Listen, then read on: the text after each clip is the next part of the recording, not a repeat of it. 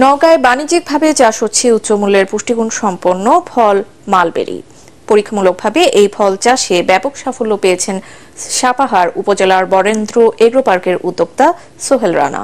তার এই সাফল্য দেখে আগ্রহ বাড়ছে স্থানীয় যুবকদের। বাজারে ভালো দাম পাওয়া গেলে আগামীতে জেলায় মালবেরি সম্ভাবনাময় ফল হিসেবে আবির্ভূত হবে বলে মনে করছে কৃষি বিভাগ।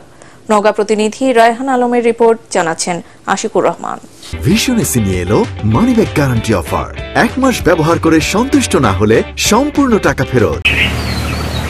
সাপাহার উপজেলার বরেন্দ্র এগ্রো পার্ক নামের এই খামারটি অবশ্য বিচিত্র ও দুর্লভ উদ্ভিদের সমারোহের কারণে আগে থেকেই দেশে বৃক্ষপ্রেমীদের কাছে পরিচিত।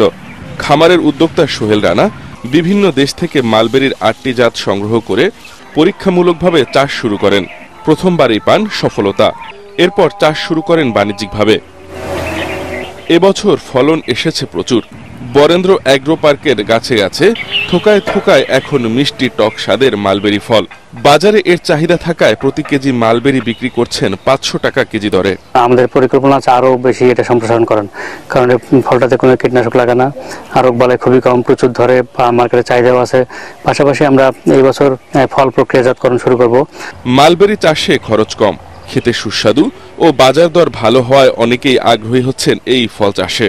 এখানে আমরা ঘুরতে আসছি, দেখলাম অনেক সুন্দর মালবেরি থোকায় থোকায় গাছের। আমিও চিন্তা ভাবনা করতেছি যে আমিও মালবেরি চাষ করব।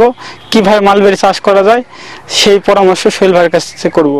নতুন কোনো উদ্যোক্তা মালবেরি চাষে আগ্রহী হলে তাদেরকে মাঠ পর্যায়ে সব ধরনের সহযোগিতা করা হবে বলে জানালেন এই কৃষি কর্মকর্তা।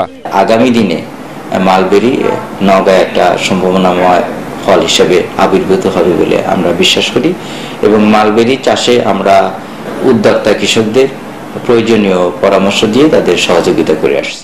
জেলার কৃষকরা বাণিজ্যিকভাবে এই ফল চাষ করলে একদিকে যেমন স্থানীয়ভাবে পুষ্টির যোগান মিটবে, অন্যদিকে কৃষকরা আর্থিকভাবে লাভবান হবে বলে মনে করছেন সংশ্লিষ্টরা। Bureau report, ATN Bangla.